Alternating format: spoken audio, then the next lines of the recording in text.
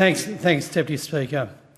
I rise with a sense of sadness and resolution to speak to this motion. I thank the member for White Bay for introducing this motion and acknowledge his service as a police officer before coming into this place. I'd also like to acknowledge the work I've undertaken with him and the member for Tangney as the leaders of the Parliamentary Friendship Group of Policing. I also recognise the member for Cowper and thank him for his service. For me, the 3 years I've spent representing AFP members have been amongst the most memorable and transformative in my career. Police Week this year commences on the 13th of September and culminates with National Police Remembrance Day on the 29th of September. Just later this week, we will recognise the Police Bravery Awards.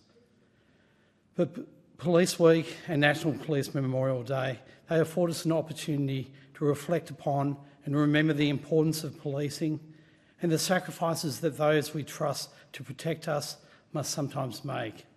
For reasons that are entirely clear, the weight of this feels almost unbearable this year. Each year, in connection with National Police Memorial Day, we gather at the National Police Memorial just across Lake Burley Griffin from here. On this simple yet poignant wall, that memorial is inscribed the names of the police officers who made the ultimate sacrifice, who gave their lives in the protection of their communities. Now we'll see the addition of 2 more names to that sacred wall: Detective Leading Senior Constable Neil Thompson and Senior Constable Vardam Devart, alongside Constable Keith Smith. These officers were shot in cold blood in the course of doing their duty, serving a warrant on a dangerous offender in regional Victoria. I pay tribute to those fallen officers as well as those injured.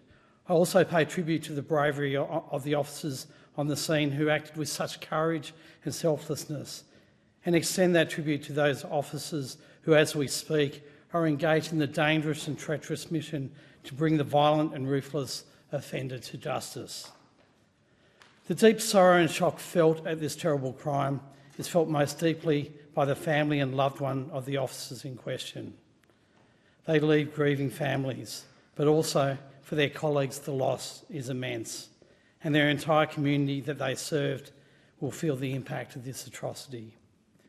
In thinking about this speech and National Police Remembrance Day, I recalled a contribution made by the member for White Bay in the House on the 15th of December 2022, a contribution made after the murder of Constables Rachel McCrow and Matthew Arnold at Weembeela in Queensland.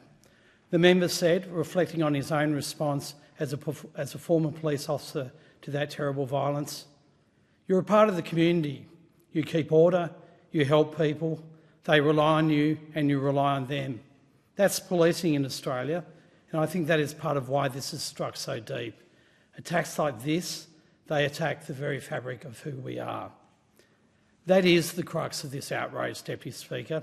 It's not simply an attack by a criminal on police, it's an attack on who we are.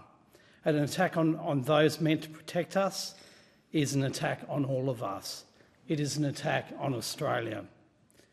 It is sad and emotional that this Police Week carries enhanced meaning because of this terrible violence and loss of life. I'd like to recognise the member for Richmond who's just come into the chamber and her service to her community. So to the families of Detective Leading Senior Constable Thompson and Senior Constable Vardam Devart, I offer my deepest and most sincere condolences. There is nothing I nor anyone else can say that will take away your pain. But I can say with confidence that this House, this Parliament and the entire nation stands with you in this time of grief. And I say to my colleagues here as lawmakers and leaders, let us work together to ensure that future National Police Remembrance Days are occasions of reflection and remembrance and not raw grief. Let us work together to ensure that gratuitous violence like this does not occur again. Thank you, Deputy Speaker.